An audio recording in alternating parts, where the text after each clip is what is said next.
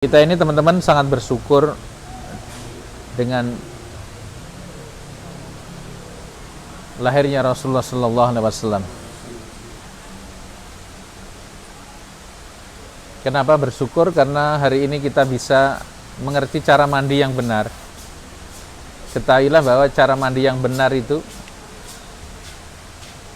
Rasulullah yang mengajarkan. Beristinja, ya, berwudu. Moga-moga. Sampai hari ini pun di dunia yang katanya modern, tradisi seperti itu tidak dimiliki oleh mereka. Mungkin ada yang pernah nonton film-film ya, kalau belum datang ke Amerika atau negara-negara Eropa misalnya, banyak orang bangun tidur ya langsung pergi. Enggak seperti yang diajarkan dalam Islam, nyuci tangan, berwudu, apalagi mandi. Bahkan ketika antara suami istri berhubungan pun ya sudah langsung begitu aja. Jadi masalah sekedar mandi, ya, mandi jinabat itu luar biasa. Antum melihat di sini bersih. Kenapa? Karena kita biasa bersuci. Ada bab khusus dalam Islam ini namanya at-thaharah. Sementara di mereka tidak memiliki itu. Kadang-kadang banyak, beberapa kali saya lihat ya video ini ya, pakai celana, kemudian BAB gitu di dalam toko, ya udah gitu aja. Nanti ditendang pakai kakinya minggir. Itu di lantai di tempat belanja. Maka saya ingat kala itu salah seorang syekh bercerita kepada kami ketika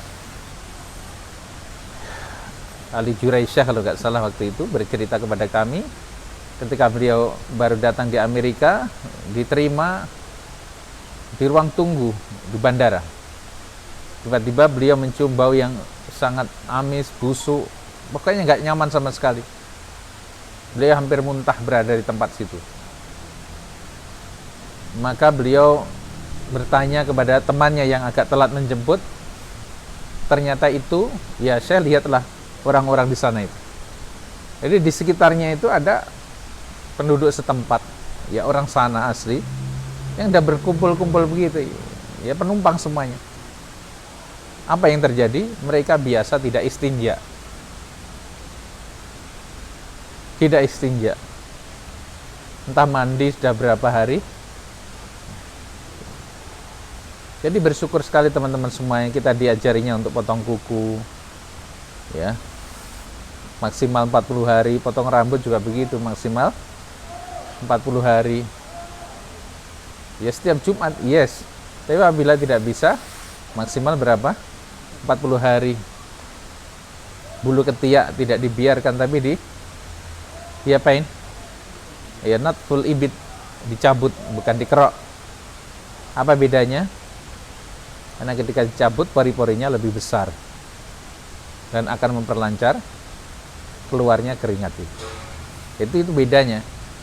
Tapi bagian yang lain tidak boleh dicabut. Bulu-bulu yang lain jangan dicabut, itu menyakitkan. Maka kadang-kadang ada yang mengilustrasikan hidup ini kadang-kadang jadilah seperti bulu ketiak. Walaupun terhimpit di tempat yang pengap, dia bisa bertumbuh. Iya kan? Gua nih suara enak, pengap ya, bau, tapi bisa bertumbuh. Allahu Akbar. Assalamualaikum. Jadi belum hal-hal yang lain, masalah khitan, masalah makanan, hampir seluruh kegiatan yang dijalani sebagai seorang muslim, dari bangun tidur sampai tidur lagi, bahkan tidur aja ada adabnya, berpakaian ada adabnya, bicara ada adabnya, semua itu indah. Kita itu baru tahu keindahan Islam ini ketika kita bergaul dengan orang-orang yang non muslim. Mungkin nampak keren, nampak indah, nampak cantik, yes. Tapi itu hanya bukan yang sebenarnya. Bukan yang sebenarnya. Nggak seindah yang nampak di film-film. Jangan tertipu. Coba sesekali ketemu langsung dengan orangnya. Saya sering banget ketemu artis, aktris, baik yang nasional maupun internasional itu. Kalau di bandara kan bisa ketemu siapa aja. Ini ternyata biasa. Tidak secantik, tidak seganteng yang ada di mana? Di film-film, di TV-TV. Hingga kita merasa bersyukur, bukan merendahkan, tapi agar kita bisa mensyukuri karunia Allah berupa al-Islam yang dibawa oleh Rasulullah Sallallahu Alaihi Wasallam. Walaupun Rasulullah itu bukan pendiri Islam, Rasulullah ini perangkum, pelengkap, karena Islam ini ada sejak zaman yang pertama. Jadi bukan Rasulullah yang mendirikan Islam, tapi ini adalah milik Allah yang diturunkan ke bumi melalui seluruh nabi dan rasulnya. Nah, teman-teman semuanya, kemarin kita telah berbicara tentang bagaimana kita memperoleh rezeki yang besar dan rezeki yang standar. Kalau mau rezeki yang standar, bekerjalah yang standar. Mencangkul, berkebun, mengajar, ya, beternak. Tapi kalau kita menginginkan yang gede, yang besar, bukan dengan bekerja seperti itu, tapi dengan jualan gagasan. Kita bermain di wilayah ide, wilayah gagasan. Biasanya selama ini belum ada yang kurban unta. Bisakah kira-kira ada yang menghadirkan unta ke Indonesia untuk dijadikan kurban? Ya?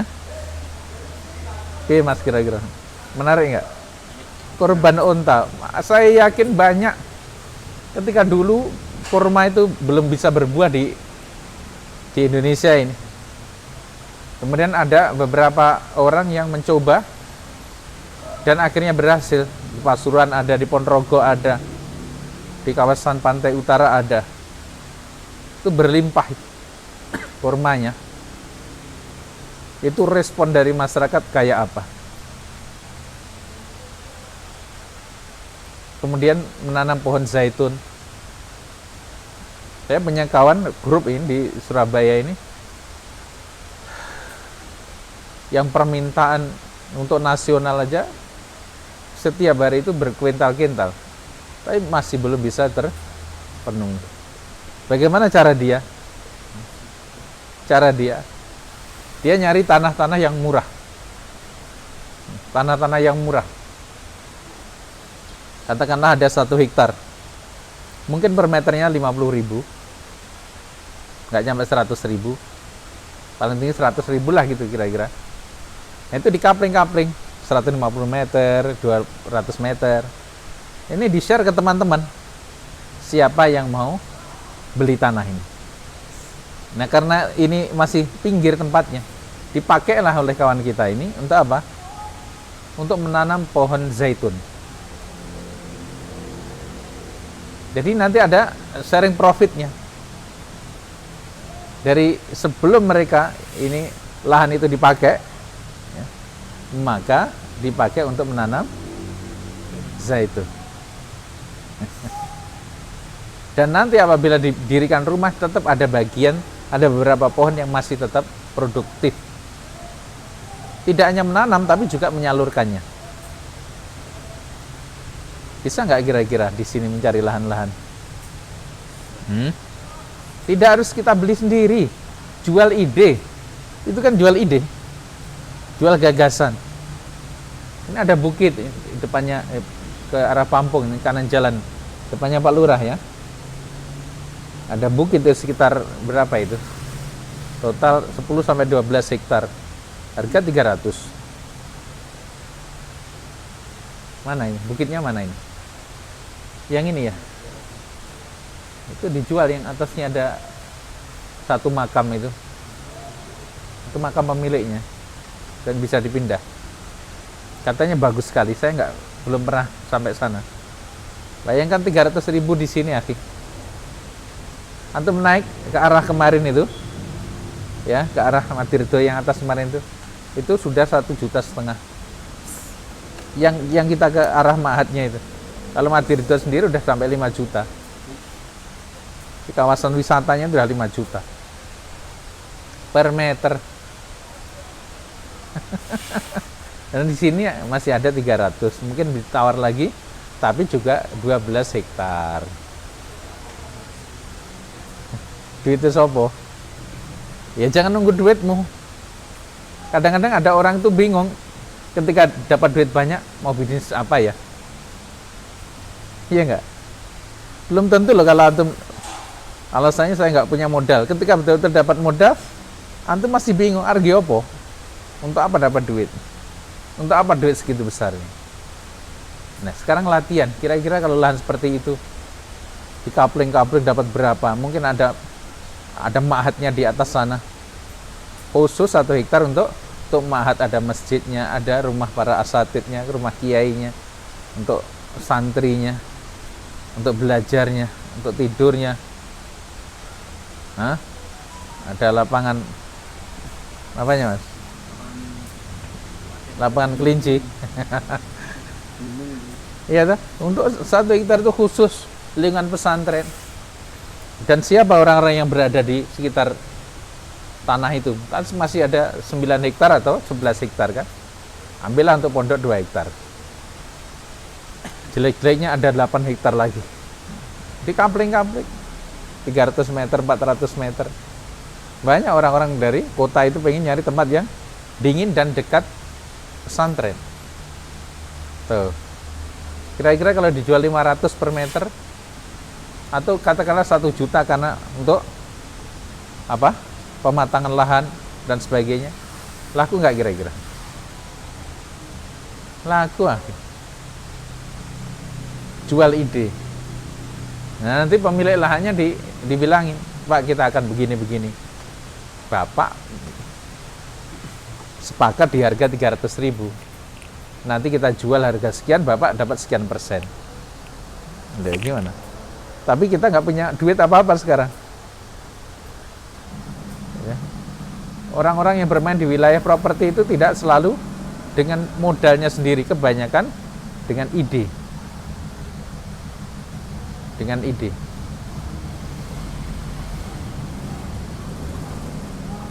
Ide gagasan tentang off-road. Ini dari teman kita.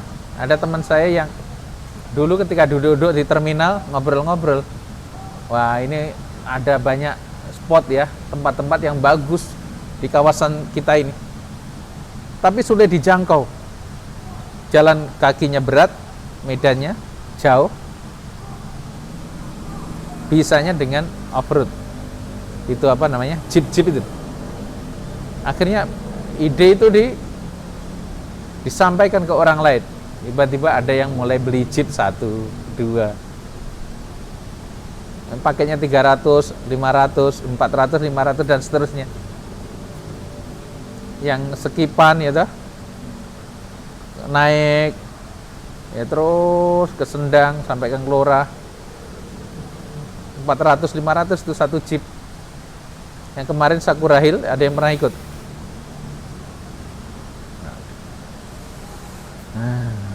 Ya. Di Kemoneng juga begitu. Lihat, mulai dari sebuah ide. Ya, teman-teman semuanya, ini hal-hal yang ada di sekitar kita. Adakah yang lebih besar? Sangat banyak. Sangat banyak. Orang-orang yang punya ide, orang-orang yang punya gagasan, itulah yang sedang dicari.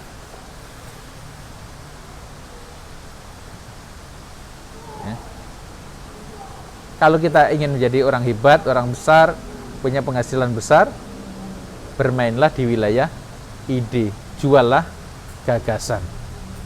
Nah, materi ini akan kita lanjutkan teman-teman semuanya. Nah, agar gagasan atau ide kita ini bisa terwujud, Maka ada satu rahasia yang sangat penting. Apa itu? Komunikasi. Sehebat apapun ide, sebrilian apapun berpikir kita, tapi kalau tidak bisa mengkomunikasikan, maka itu hanya jadi sampah pemikiran. Disinilah pentingnya kita mempelajari ilmu berkomunikasi. Komunikasi itu tidak mesti dengan verbal, dengan bicara. Arti komunikasi itu adalah apa yang ada pada diri saya, di diri kita itu bisa diterima oleh lawan bicara kita atau orang lain. Kita bisa berbicara kayak ilmu Tarsan itu. Gitu? Ada orang asing datang ke sini misalnya. Kalau tangannya begini, artinya dia pengen makan. Tidak harus ngomong. Jadi dengan suatu cara di mana orang bisa memahami. Dan ini salah satu kelemahan pendidikan kita, di mana ilmu komunikasi ini tidak diajarkan dengan baik di kelas-kelas kita. Nah, dalam hal komunikasi efektif ini kelanjutan bagaimana ide itu nanti jadi terwujud. Rahasia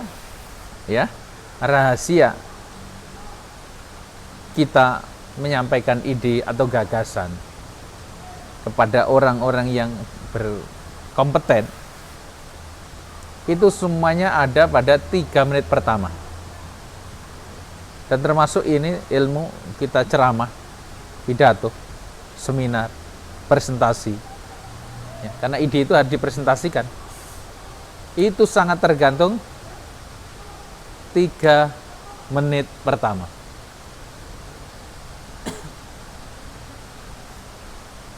Jadi yang sangat menentukan itu adalah apa? 3 menit opener, 3 menit pembukaan. Makanya Al-Quran sering dibuka dengan hal ataka haditsul ghasyiyah. Sesuatu yang menimbulkan apa? Pertanyaan. Amma yatasaalun. Jadi sebenarnya kalau kita mendalami ilmu bahasa, kita akan mengerti. Kita ini telah diajari oleh Allah Subhanahu wa taala untuk mengawali sebuah sesi pembicaraan dengan hal-hal yang menarik minat. Maka jangan pernah disepelekan 3 menit pertamamu. Disitulah kunci kamu akan berhasil atau tidak untuk seterusnya. Maka dalam ceramah, tolong diingat-ingat betul, jangan suka mengulang. Alhamdulillahirrahmanirrahim. Assalatu wassalamu ala asyrafil anbiya'i wal mursalin. Yang pertama, marilah kita puja-puji syukur kepada Allah Subhanahu wa taala. Kan dia baru ngomong tadi alhamdulillah. Sholawat serta salam. Ingat pengulangan lagi. Ngapain gitu? Iya dah. Pernah nggak kita ngadain acara seperti itu? Nanti pejabatnya ngomong itu pembukaan ya. Alhamdulillah segala puji bagi Allah, sholawat dan salam. Terus begitu. Kayak lomba pidato. Kan bosen, Mas. Kalau sudah pakai bahasa Arab ya sudah lah. Kalau nggak mau pakai bahasa Arab, pakai bahasa Indonesia langsung aja. Bismillah, alhamdulillah, terus pakai bahasa Indonesia. Jangan mubazir.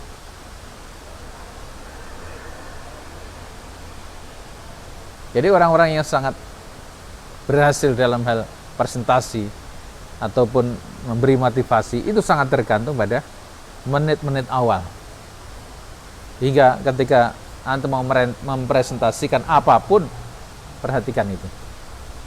Begitu pula kalau nanti hubungannya dengan bisnis, hubungannya dengan uang besar, hubungannya dengan gagasan besar. Kadang-kadang kita bertemu dengan orang-orang itu karena mereka super sibuk, kadang-kadang hanya 1 menit, 2 menit. Nggak mungkin berjam-jam. Kalau bisa bertemu berjam-jam itu pengangguran. Tapi kalau mereka-mereka ini orang-orang yang sudah super sibuk. Ada orang-orang di dunia ini untuk bertemu aja harus menunggu 3 tahun yang akan datang. Ada yang 8 tahun yang akan datang. Saya ingat ketika guru besar kami ingin menemui salah seorang profesor kala itu. Ketika tanya kepada ini sekretarisnya, ini baru bisa ditemui 8 tahun yang akan datang. Gimana tuh? Iya, kalau si urip ya tuh.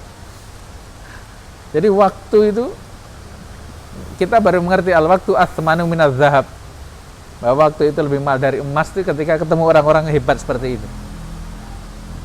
Ingat kalau kita mempresentasi hal besar, kadang-kadang sambil jalan di lift, ketemu di bandara, ngomong sebentar, gimana bang gini? Oke. Dealnya itu seringkali dalam hal-hal yang dalam momen-momen yang singkat seperti itu. Pi Haris gelem rabi karo kae. Iya, iya. Bang, saya punya ide mau bikin kondominium apartemen. Yang pertama terbesar di Tawangmangu.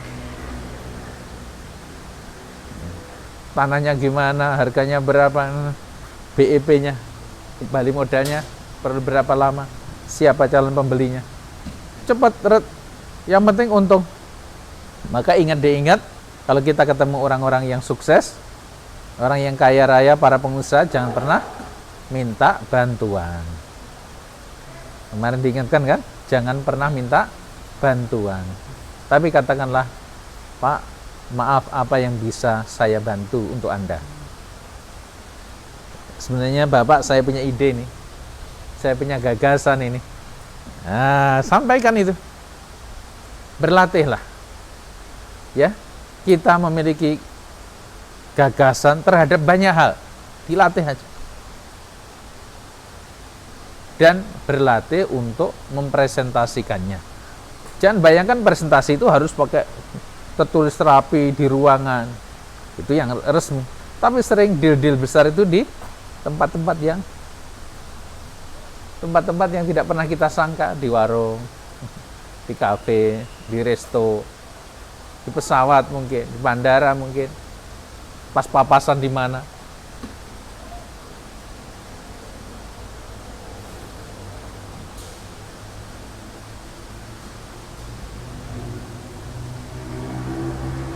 Nah, ini tips-tipsnya. Yang pertama, ketika kita ketemu dengan siapapun atau kita ketemu dengan orang lain, yang pertama, samakanlah frekuensi. Frekuensi kita dengan orang lain disamakan. Sebenarnya ini rahasia. Kalau saya ngisi taklim biasanya saya minta kita untuk baca bersama.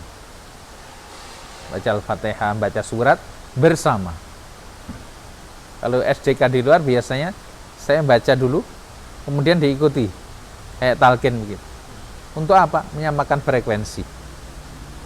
Karena ketika kita dengan mereka sudah sefrekuensi, itu akan enak menyampaikan apa saja.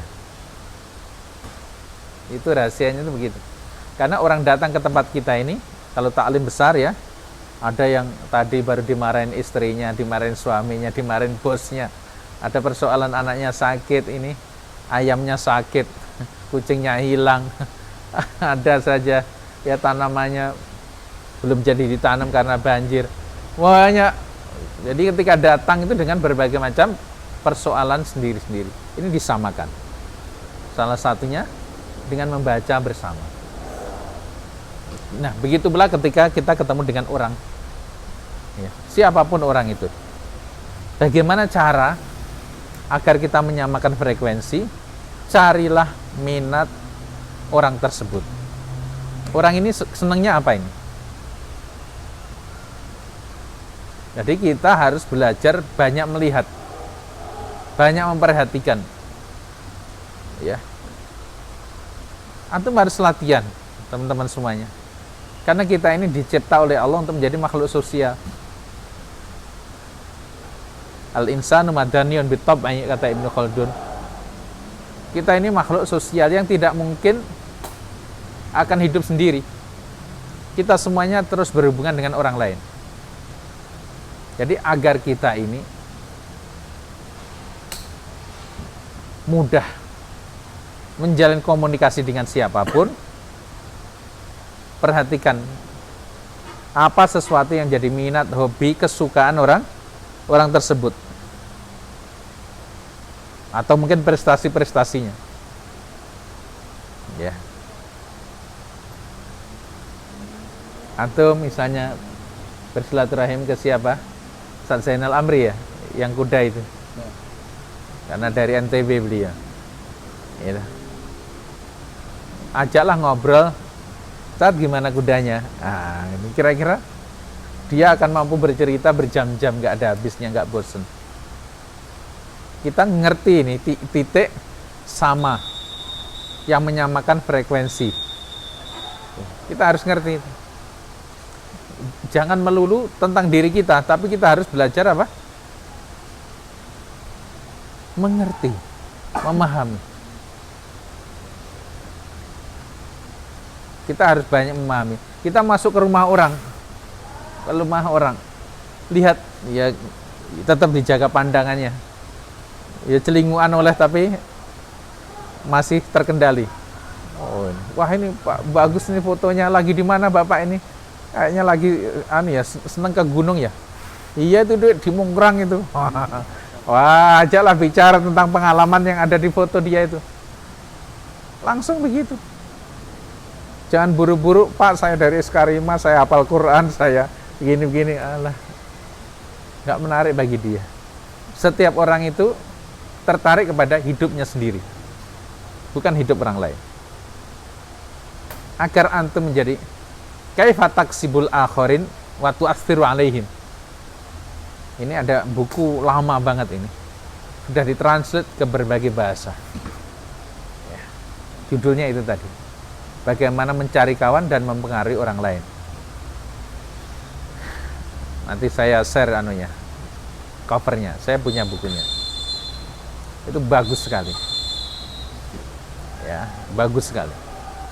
Jadi cari minat. Ada orang lagi, kita mau bertamu, beliau lagi mainin burung. Udah tanya aja, wah burungnya bagus sekali Bapak.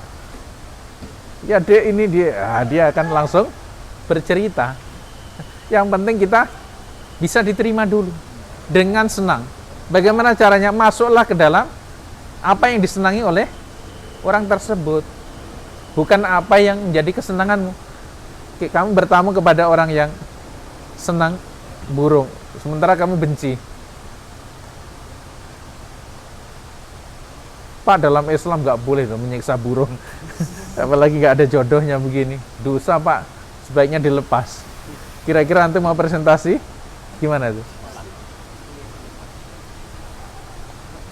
Kadang-kadang saya ketemu kawan itu, Ustadz ini kacamatanya baru ya? Emang kenapa? Tambah ganteng. Padahal biasa aja. Coba ketemu kawan antum begitu. Saya sering salaman dengan orang-orang yang lebih senior dari saya umurnya. Udah lama gak ketemu. Gimana bang kabarnya? Makin muda aja. Disanjung begitu. Apa ya dia melihat dirinya?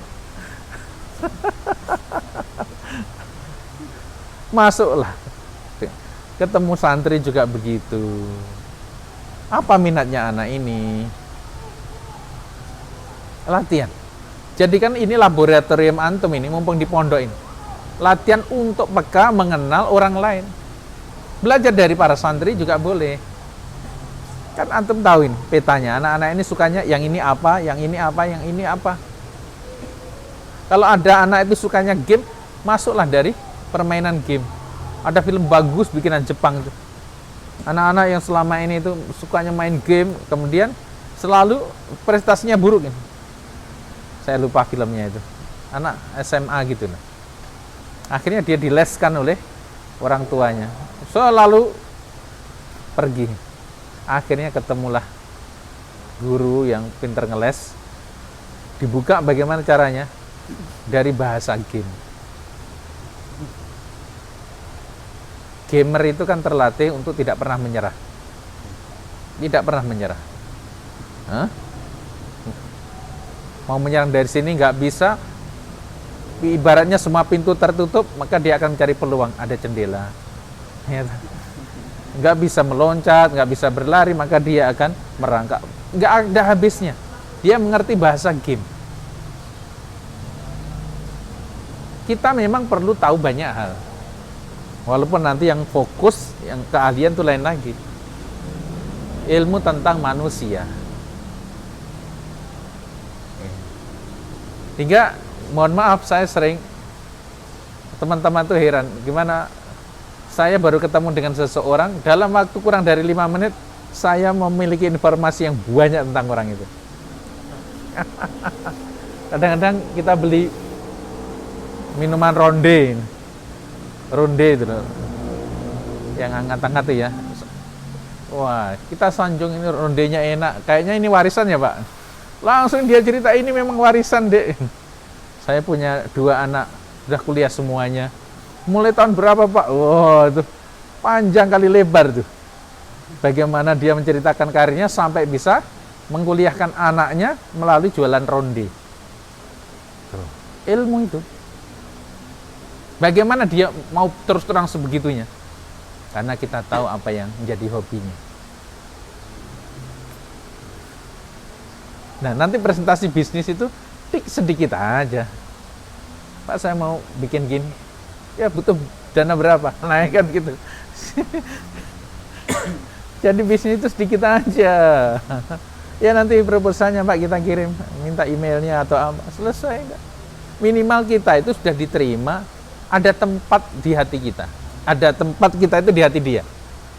Akan diingat-ingat tuh itu. Ya, cari. Jangan egois. Jangan egois. Aku kan begini, no. Kita dilatih bukan untuk jadi bunglon ya, bukan untuk jadi munafik. Tapi bagaimana kita mengerti tentang orang lain dan kita membuat orang lain senang. Ya enggak?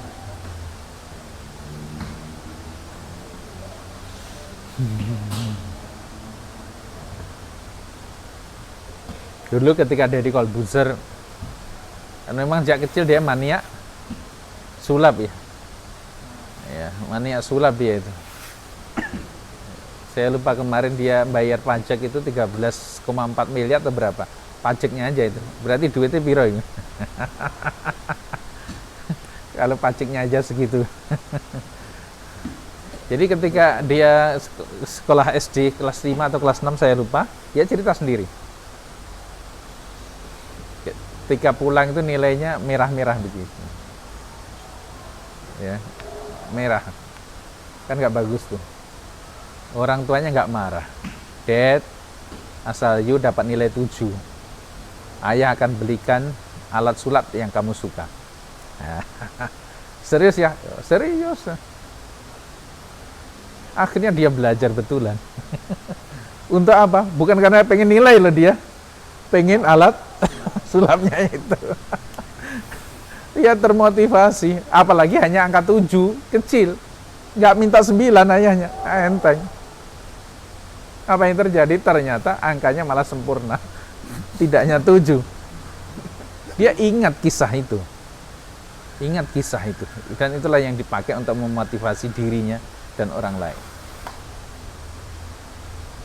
Berangkat dari sesuatu yang sangat diminati. Ada teman, misalnya Mas Yusuf, senengannya kopi. Aja ngomong liane, dah ngomong kopi aja. Udah nanti dia akan bisa cerita banyak.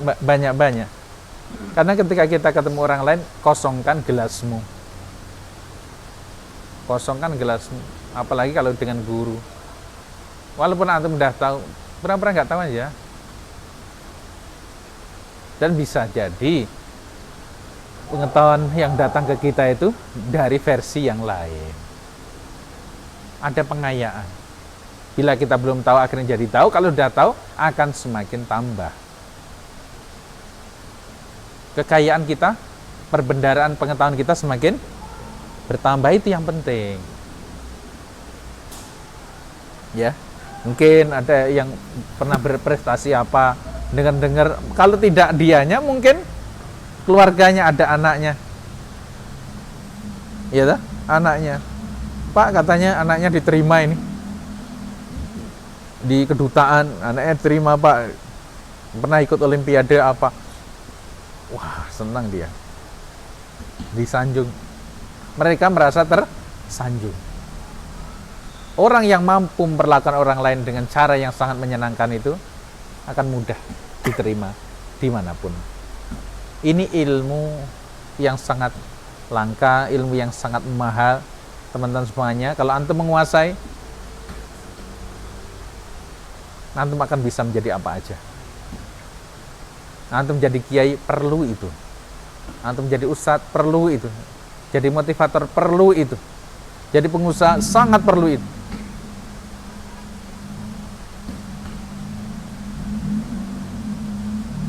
Ya, berlatih nanti. Dengan teman aja juga begitu. Coba kalau ketemu teman yang ditanyakan, jangan sesuatu yang nyebelin dia. Jangan ditanya tentang hafalan dia, jangan dong. Dia nggak suka kalau disinggung titik itu.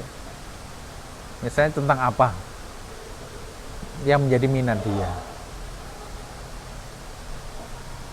Dengan adik, kalau kamu punya adik, kakak, coba. Dengan orang tua sendiri. Anak saya itu kadang-kadang senangannya drakor. Saya tanya ini, drama Korea itu. Apa ini yang menarik, Dek? Coba kirimin Abi ini. Ya saya hanya nonton anunya aja, judulnya, bagus ya ini. Ya, nanti kalau ketemu saya, Bi ini sudah nonton belum? Tapi dari sana saya setelah itu akan masuk memberikan nasihat itu gampang. Gitu. Gampang nanti. Karena semua orang, semua anak itu minta dihargai. Ya enggak? Minta dihargai. Kita segede ini, kita itu lebih suka melakukan sesuatu bukan karena dituntut, karena termotivasi.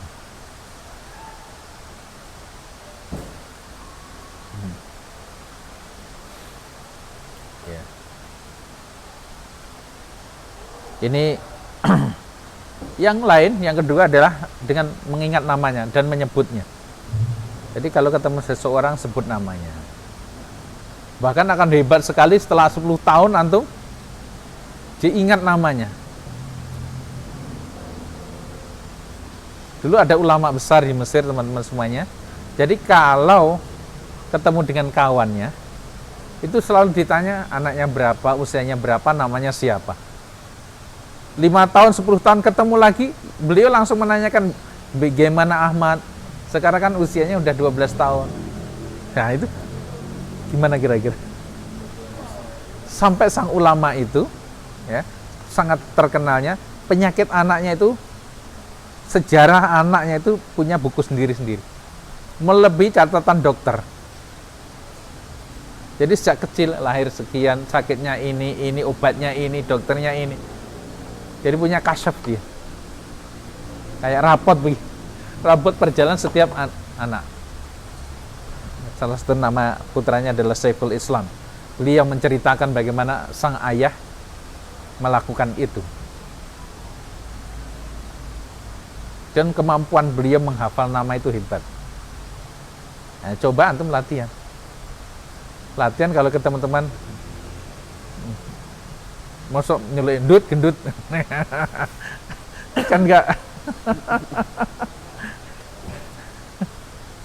Apalagi kalau ada seseorang yang dia itu nggak senang dipanggil gendut. Masya Allah bang, sekarang tambah subur ya, tambah makmur namanya. Jangan gendut.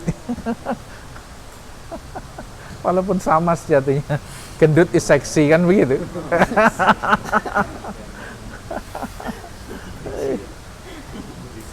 Hidup ini akan menyenangkan dengan cara seperti itu. Latihan menghafal nama. Sebut nama kalau kita berbicara. Maka kalau ada orang WA ke saya, nggak ada nama, nggak saya angkat tuh. Sampai dia WA. Siapa namanya? Gitu. Akan selalu begitu. Nggak enak. Hei. Hai. Ketika Rasulullah kedatangan siapa? Sayyidina Ali atau siapa? Man fil bab? Ana man. Sebutkan nama. Bahkan ketika Rasulullah bertamu ke pintu langit juga begitu. Ya Jibril, man ma'ak, siapa bersamamu? Muhammad, disebut nama. Antum ketemu cewek udah lama pisah 10 tahun karena antum jadi melajari ilmu kiai, wah masih ingat nama dia, apalagi nama panggilannya. Wah, kira-kira gimana?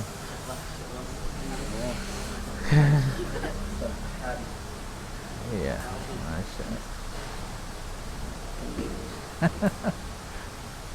Saya tuh waktu dulu ya, saya masih bujang, ingat bujang atau baru nikah saya dulu. Kemudian bertandang ke rumah seorang teman. Nama anak ini Hamzah, senangnya main pedang-pedangan gitu. Jadi sebelum saya datang ke rumah teman saya ini, dia guru. Saat ini maaf ini motornya baru diservis anak saya. Jadi motornya dicopotin, dipukul sama anaknya ini tadi. Senangnya perang-perang, tak ajari ilmu pedang. Itu teringat ketika dia sudah di Libya, anak kecil itu tadi.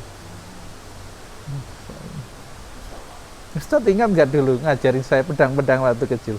Oh, saya sebut nama dia. Ustaz masih ingat? Wah, lihat tuh. Hal-hal kecil kadang-kadang, ya, akan menjadi luar biasa. Just a name, sebuah nama itu sangat penting bila disebut. Makanya ketika kita sangat sibuk, kemudian Allah itu kulayamin huwa fi sya'an, Allah itu sangat sibuk. Kalau saya sibuk, ada taklim banyak ribuan orang, kemudian ada yang manggil Syam, kira-kira saya menoleh nggak? Saya mesti menoleh. Kalau yang dipanggil hey, saya nggak merasa itu aku. Tapi kalau panggil nama saya setidaknya akan menoleh, walaupun saya sibuk kayak apa. Betul nggak? Masalah diladeni atau tidak itu nomor sekian. Kulla yaumin huwa fi sya'nin, setiap saat Allah dalam kesibukannya. Kemudian you panggil namanya, ya Allah, dengan zikir itu. Hah? Fadhkuruni adhkurkum, panggil, sebut nama dia.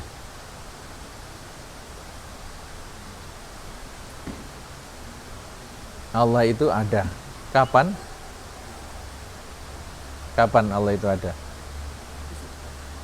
Kalau saya mati. Ini ilustrasinya. Kalau saya mati, kemudian antum datang. Gimana? Jenazahnya udah dimandiin belum? Ya, aku kok angel lagi. Si soleh aja deh, biar gak canggung.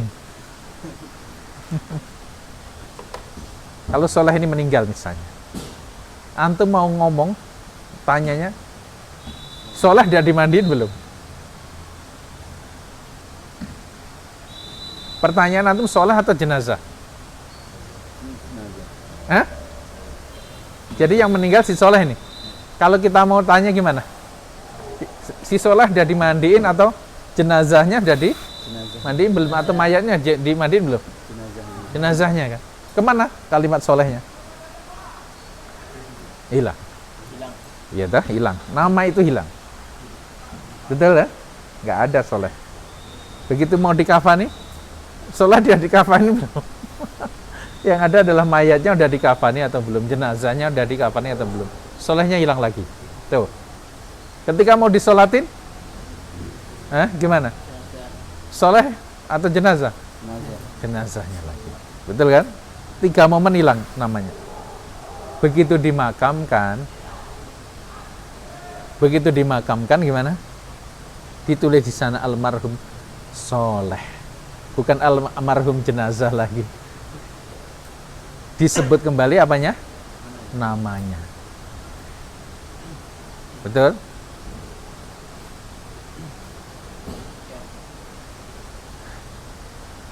Jadi nama itu adalah ruh, sebutan untuk jiwa, bukan untuk fisik.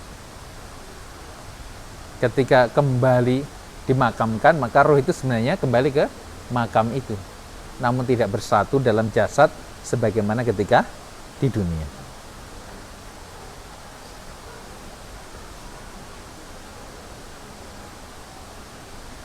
maka soleh tadi akan lagi hadir ketika namanya disebut. Ketika namanya disebut, maka soleh itu akan hadir. Nama Allah ketika antum sebut, maka ia hadir. Allah itu ada di dirimu ketika kamu menyebutnya. Allah itu ada ketika kita menyebutnya. Tapi bila antum tidak pernah menyebut Allah di dirimu, ya dia tidak pernah hadir. Dia ada namun tidak hadir. Oke dah, itu ilmu lanjutan ya. Kemudian berikutnya, jangan pelit untuk menyanjung atau memuji. Kita bukan menjilat, tapi memuji yang selayaknya bagi orang lain. Hubbus tsana'i min tabi'atil insan. Bahwa cinta sanjungan itu tabiat manusia. Manusia itu suka disanjung, suka dipuji. Dengan partnermu, dengan orang yang kamu ajak bicara, sering-seringlah menyanjungnya. Bukan menjilat, ingat.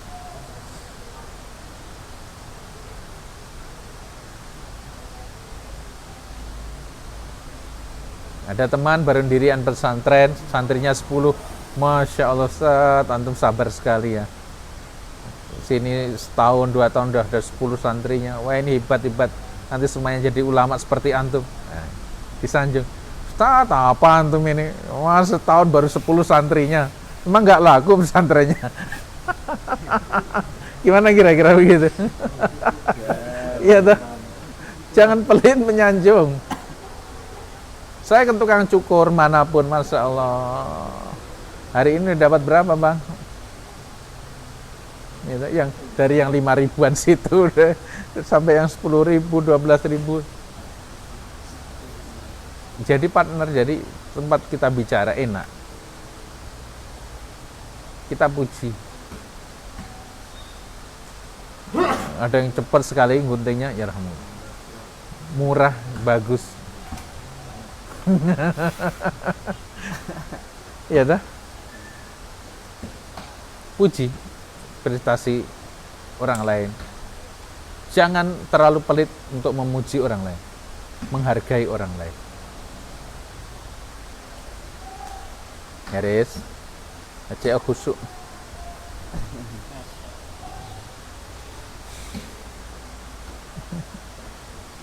Ada temannya lihatlah sesuatu yang pantas untuk dipuji. Akhirnya Masya Allah suara antum bagus sekali. Bagus kalau bisa masuk dapur. Maksudnya dapur rekaman ya. Gitu.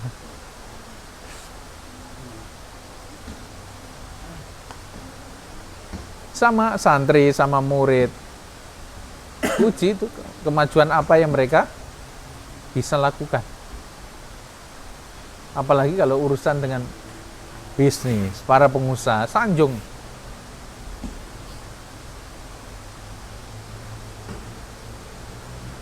Antum datang ke amanah itu Pak Pomo udah sepuh.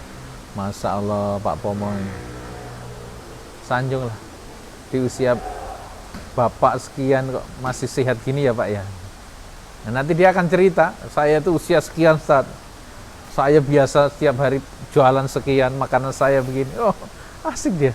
Setelah itu apa? Ustaz, mampir sarapan. Gitu. Kalau ketemu saya mesti begitu. Jam berapapun itu mesti mampir jak makan. Saya tidak mengharapkan itu loh ya.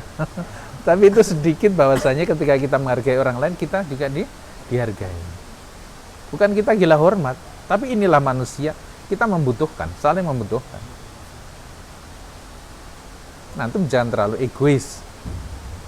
Semua harus mengikuti apa yang mau gua. Berlatih. Yang nggak biasa menyanjung sekarang mulai bisa menyanjung. Rasulullah juga ngajari untuk menyanjung istrinya, menyanjung sahabat dengan nama-nama yang baik. Ya dah.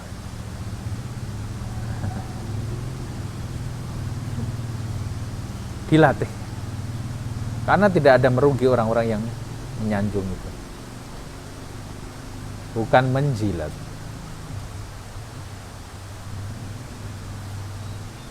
Oke, kita diskusi sambil menunggu Syekh Komdan nih.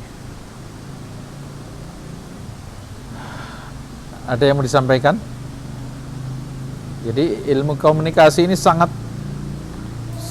menentukan, ya. Karena semua kita membutuhkannya untuk segala keperluan. Betul? Ya. Siapa namanya? Namanya Arfan. Arfan? Saat kita tentang ilmu komunikasi, saat kita berbicara dengan lawan komunikasi kita, apakah kita fokus ke matanya ataupun ada cara biar eye catching gitu?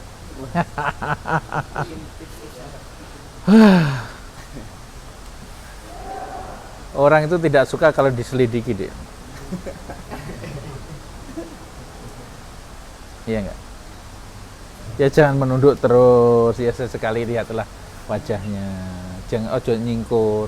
Tapi kalau antum selalu melihat matanya, dikira antum lagi mencari sesuatu. Ya. Natural aja. Natural. Karena orang kalau diawasi matanya terus gini, iki nyapo, nyari apa lo, gitu kan? Iya dah, ini penting, bagus pertanyaannya. Jadi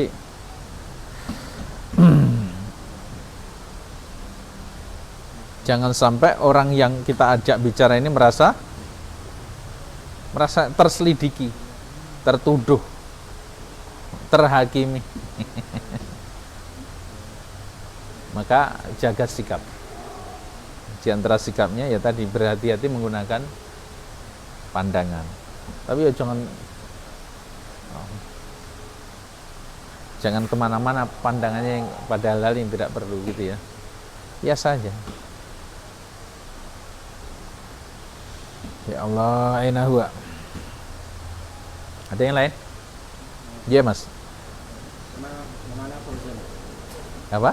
Namanya Fauzan. Fauzan Sukoharjo. Ya, Masya Allah. Mas. Ini yang tadi masalah 3 menit pertama. Nah, itu pengalaman Ustaz selain memulai sebuah komunikasi atau mungkin negosiasi selain dalam bentuk pertanyaan itu kayak gimana sih? Soalnya anak orangnya kurang menarik. Belum menarik, kurang Menarik kok.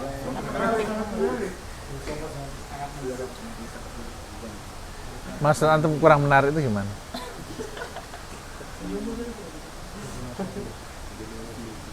Enggak, anak kurang menarik cuman bagian untuk memeriahkan.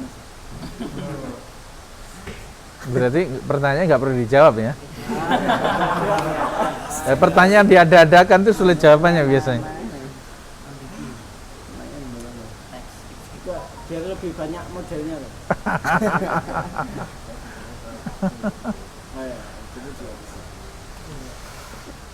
Dia carilah minat, carilah hobi, carilah apa yang disukai oleh lawan bicaramu. Misalnya dengan petani, ayo zaman sekalian ini panen opo, pengen nggak tanamannya subur? Kalau kita ceramah lah ya, tikusnya nggak datang, hamanya nggak datang, ya, pengen Pak Ustaz. Dan selalu saja kalau ceramah selalu meninggalkan penasaran, hingga perlu next time orang mau datang. Saya kalau punya apa majelis-majelis itu kebanyakan fanatik mereka, nggak mau diisi oleh orang lain. Ini yang bahaya. Dan selalu mereka tertantang untuk datang karena ada lagi dalam tengah-tengah pembicaraan ada yang tidak saya jelaskan semuanya. Belum saatnya, nanti yang akan datang. Terus. Jadi orang merasa ingin tahu. Itu penting untuk kita mengerti. Jadi yang penting jangan egois ketika berbicara dengan orang lain. Carilah apa yang kira-kira membuat dia senang, nyaman. Maka yang terakhir nanti, yang terakhir ya, berlatihlah untuk menjadi pendengar yang terbaik. Kita ini belajar berbicara sampai usia 2 tahun. Belajar bicara sejak lahir. Tapi untuk belajar mendengar sampai hari ini kadang kita belum lulus. Ya, kita seringnya maunya ngomong, bicara. Ya. Jadi belajarlah menjadi pendengar yang terbaik. Maka Anda telah menjadi pembicara yang terbaik. Orang itu kalau sudah bisa menjadi pendengar yang terbaik, sejatinya dia pembicara yang terbaik. Pembicara tidak harus betul-betul ngomongnya iya ya. Yang menggairahkan. Gimana, Dek? Iya, Pak. Oh, begitu ya, Pak. Penuh antusiasme gitu. Menunjukkan bahwa kita itu paham. Itu paham nggak? Enggak, Pak. Yang penting dia melihat hamasah kita, semangat kita itu, dia senang gitu. Kok kayak ya oh gitu loh ya. Belajar untuk berani mendengar. Dan itu tidak gampang loh. Dengar. Tapi aja menang terus, yang perlu komen ya komen. Tapi komentar antum jangan lebih banyak dari yang bicara. Nah, ini yang bahaya. Repot toh. Gitu ya. Ketahui minatnya dulu. Bagaimana agar tahu minat? Ya, Bapak lagi sibuk apa nih? Nih, bisa aja. Bapak nampak sibuk banget nih. Bapak lelah banget. Misalnya. Atau apalah gitu. Nanti antum pelajari, nanti akan ngerti. Ini ilmu yang bisa diperoleh dengan mumarosah. Dengan kita sering melatihnya. Ya, ilmu bela diri itu sejatinya apa sih? Hanya untuk memunculkan refleks aja. Sejatinya itu ketika ada serangan langsung. Karena sejatinya kita ini kan tidak, karena semua kita ini kan atom ya. Unsur-unsur atomik kita ini. Sehingga kita ini tidak betul-betul nempel. Saya tidak betul-betul nempel di sini. Ilmiahnya kan begitu. Ini jadi ada satu lapisan kecil yang nggak nampak. Hanya perasaan saya nempel di kursi, antum nempel di. Jadi manusia ini dalam kuantum fisika kita ini ngambang sejatinya. Karena atom sama atom saling berpendar gini. Hingga kita merasa nempel. Merasa duduk, menyentuh lantai. Padahal itu ada satu lapisan. Maka nanti itu akan untuk bisa menjawab bagaimana ada ilmu pedang itu dengan gerakan tertentu ini meleset kayak kebal, padahal nggak kebal ya, itu mempermainkan lapisan atom itu. Sejatinya begitu. Ada yang lain? Latihan terus ya. Nah, mau sedikit nanya. Tadi kan sudah dijelaskan tentang ilmu komunikasi, yaitu dengan mengetahui kegemaran lawan bicara, yaitu dengan cara bertanya.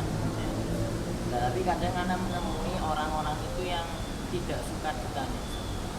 Loh, bukan begini, bro. Bertanya itu tidak kepada orangnya. Antum jangan bertanya, Bapak sukanya apa? Aja ngono. Kayak gitu lah. Dia tuh nggak suka diusik, nggak suka dikasih tanyain, nggak suka. Mesti ada, ingat. Mesti ada sesuatu yang jadi minat dia. Orang-orang introvert ya, orang-orang yang tertutup itu mesti ada sesuatu yang dia suka. Betul nggak? Betul. Ada anak ini senengnya game tok, liane diomong takoi matematika, pergi dia. Tapi kalau game, wah dia akan gitu dia. Temukan itu. Dan tanda-tandanya ada. Tandanya apa? Mungkin apa yang dipakai, kalau di rumah apa yang tercantal, mungkin aksesoris yang ada di situ, itu bisa menjelaskan tentang apa yang ia suka deh. Para pelukis itu diantaranya ya, dia nggak suka kalau banyak ditanya itu tentang hal lain. Tapi dengan tentang lukisannya, jadi semua orang punya pintu masuk. Ya. Pintu masuk, cari tahu. Kira-kira apa yang jadi minat dia? Mungkin kita tahu apa kebiasaan dia, yang sering dia baca, yang sering didengar. Akan ada, enggak? Mungkin tidak. Iya enggak? Sukanya makan, ya sudah lewat makan aja. Sukanya traveling, ya traveling. Gitu ya. Mesti ada. Enggak mungkin enggak. Cuma antum belum tahu. Mesti ada. Ada orang sukanya baca buku. Orang-orang seperti itu nggak mau diganggu kan biasanya. Ya sudah, ya buku itu kesukaannya. Tanyakan aja, "Akhi, saya pengen beli buku yang bagus tentang ini, apa ya kira-kira?" Antum bisa ngasih masukan. Nah, kan misalnya gitu. Caranya begitu. As-su'alu nisful ilmi. Dan bertanya itu separuh dari ilmu itu. Ya. Clear ya? Diingat, mesti ada. Nggak mungkin tidak ada. Masuk wong urip ra senengi. Ada. Berlatih untuk mencari tahu. Ya udah. Oke, gitu kita akhiri. Subhanakallahumma wa bihamdika asyhadu an la ilaha illa anta astaghfiruka wa atubu ilaik. Wa'alaikum warahmatullahi wabarakatuh.